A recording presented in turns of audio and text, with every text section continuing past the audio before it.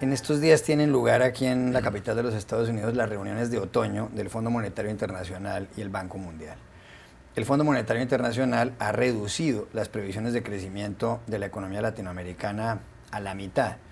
Y según el fondo, la economía de la región va a crecer un 1,3% en el año 2014.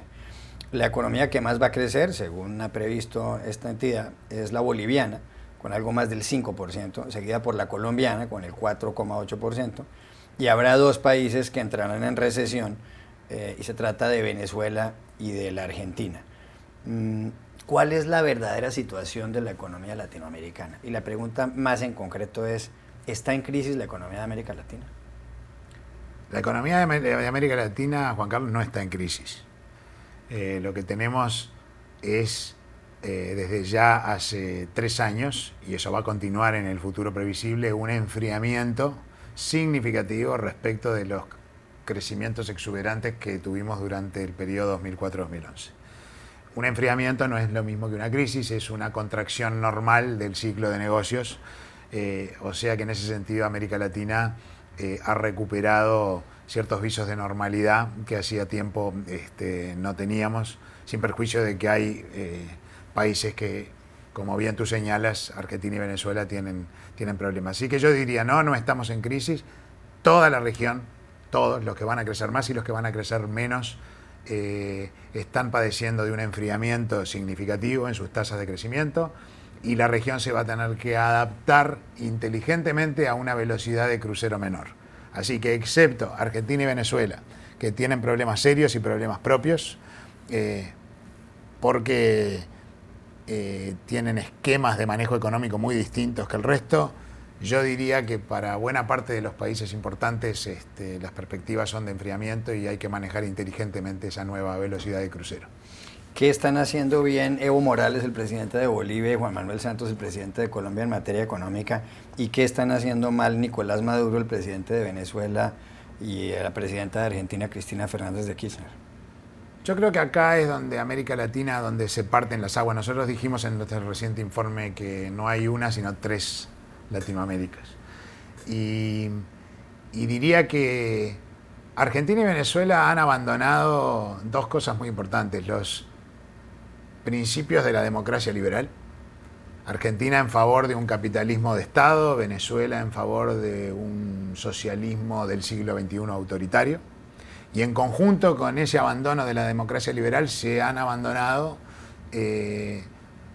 una forma racional y razonable de hacer política económica, que es la que hacen Brasil, Chile, Perú, Colombia, Uruguay, digamos. Y diría que la gran diferencia entre Evo Morales y Correa y Venezuela y Argentina, a pesar de que muchas veces se los pone políticamente en la misma línea, es que han respetado en mucho mayor medida las reglas de la economía y han permitido que la inversión siga fluyendo hacia esos países. Así que creo que esas 3 Latinoaméricas coexisten. La más fuerte, la más saludable, la más promisoria es la Latinoamérica que combina la democracia liberal con un manejo económico serio y políticas sociales redistributivas que permitan incluir a muchos ciudadanos que lamentablemente todavía en América Latina están excluidos del progreso.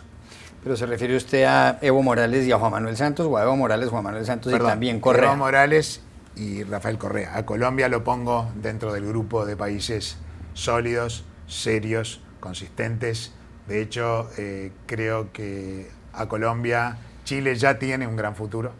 Creo que es el único que en 2 generaciones, si sigue creciendo a estas tasas, va a converger a los niveles de ingresos de los países ricos. Pero Chile hace 25 años que viene haciendo las cosas bien. Colombia está haciendo las cosas muy bien, y diría que México está también entrando en ese sendero. Así que, por suerte, tenemos a México, Brasil, Colombia, Perú, Chile, Uruguay, países que están haciendo las cosas con muchísima seriedad en todos los sentidos, buena parte de la población de América Latina está contenida en esos países. Usted ha hablado de 3 grandes desafíos para la economía latinoamericana. ¿Cuáles son?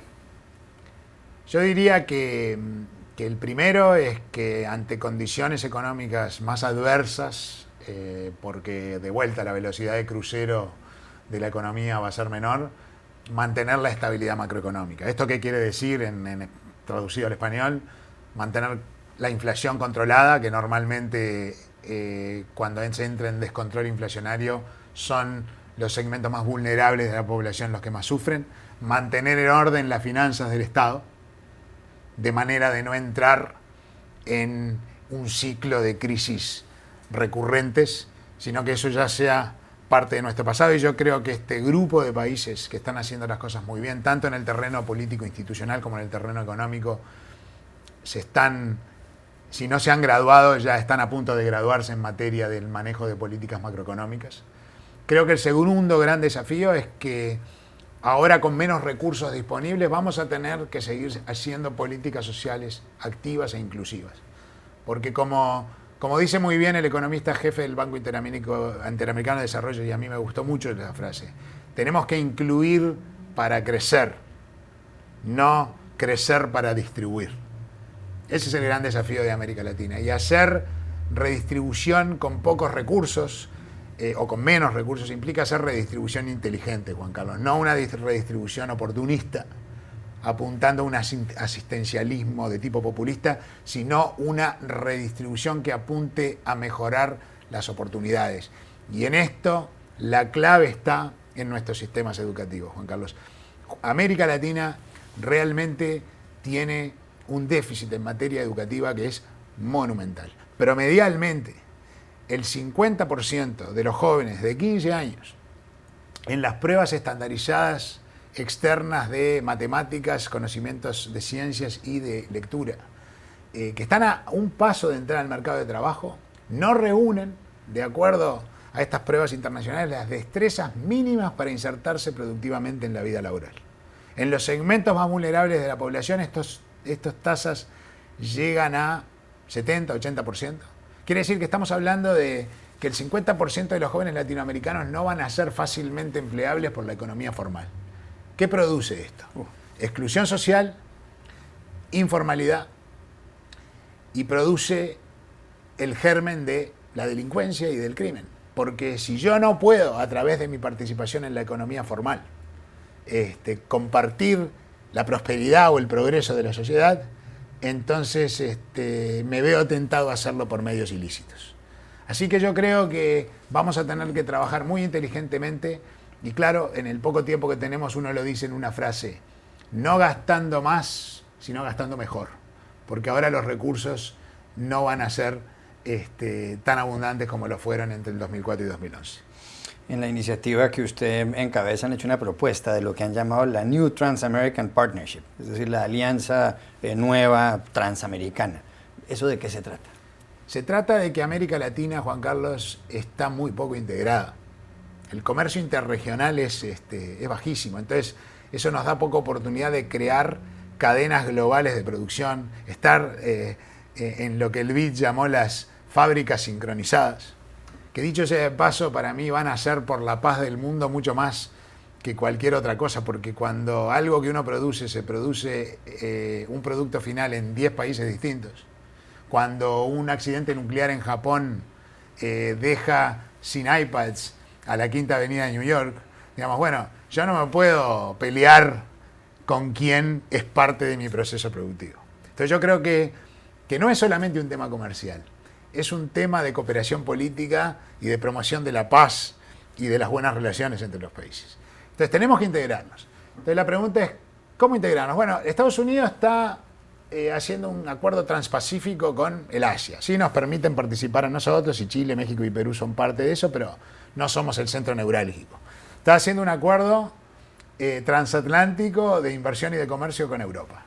Digo, bueno, ¿por qué desde el sur no le proponemos a Estados Unidos y Canadá, con quien ya 11 países tienen acuerdos bilaterales de comercio, de recrear el espíritu de la Cumbre de las Américas de 1994, cuando Bill Clinton se reunió con sus contrapartes latinoamericanos y decidieron lanzar el área de libre comercio de las Américas. Un sueño, una gran visión de que eventualmente los bienes, los capitales y la gente iban a poder moverse libremente entre Alaska y Tierra del Fuego.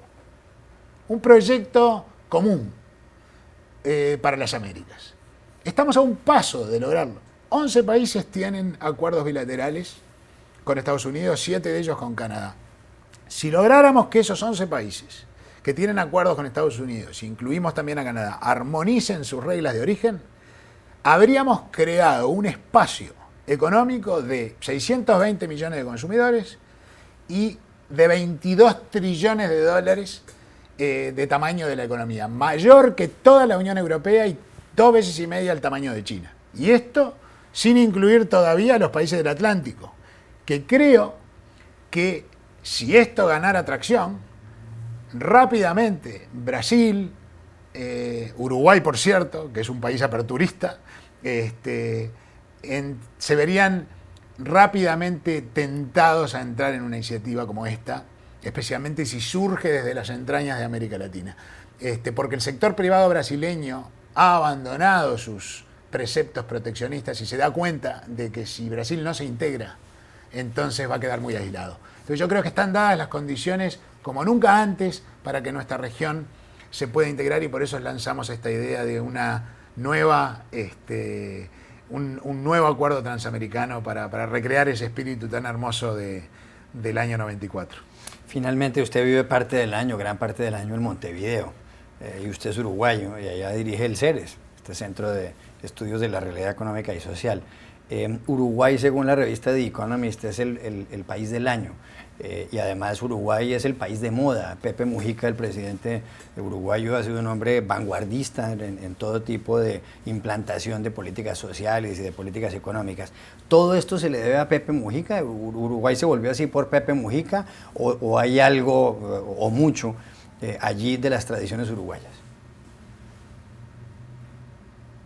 Al presidente José Mujica se le debe que un ex guerrillero convertido a la democracia liberal llama la atención. Un presidente que renuncia a los privilegios del poder para vivir austeramente en la chacra donde él vivía antes de asumir, llama la atención y ambas cosas son dignas de admiración. Y eso le ha dado al Uruguay una visibilidad y un prestigio, sin duda. Pero a mí me gusta decir siempre que no fue el presidente Mujica el que cambió al Uruguay, fue el Uruguay, sus tradiciones de diálogo y de tolerancia que cambiaron al presidente Mujica porque él finalmente llegó, fue ungido como presidente por el sistema que en su juventud, como guerrillero, quiso destruir. Así que yo creo que esto es un triunfo para la democracia liberal en Uruguay. Y el Uruguay es ejemplo en el mundo porque está haciéndole honor a sus tradiciones, a sus más ricas tradiciones. La primera, que es un buen vecino de la comunidad internacional. La segunda, que el Uruguay es una democracia en serio. Es una democracia que funciona, donde hay una oposición vibrante, donde hay prensa libre, donde hay justicia independiente, donde hay una sociedad civil que se moviliza, donde hay pesos y contrapesos. Y lo tercero, porque es un país progresista, es un país vanguardista, es un país que siempre está y ha estado un paso adelante en cosas que muchos años después se hicieron en Estados Unidos y en Europa. No olvidemos que a principios del siglo pasado, en la llamada la era ballista, el Uruguay habilitó el voto femenino, reguló las 8 horas de trabajo, el trabajo infantil, separó la iglesia del Estado y además creó el primer Estado moderno de bienestar, uno de los primeros estados modernos, welfare states, estados modernos de bienestar del mundo. En fin, yo creo que el Uruguay está siendo respetuoso de sus ricas tradiciones y el presidente Mujica lo que ha hecho es que eso ahora se note un poco más de lo que se notaba antes.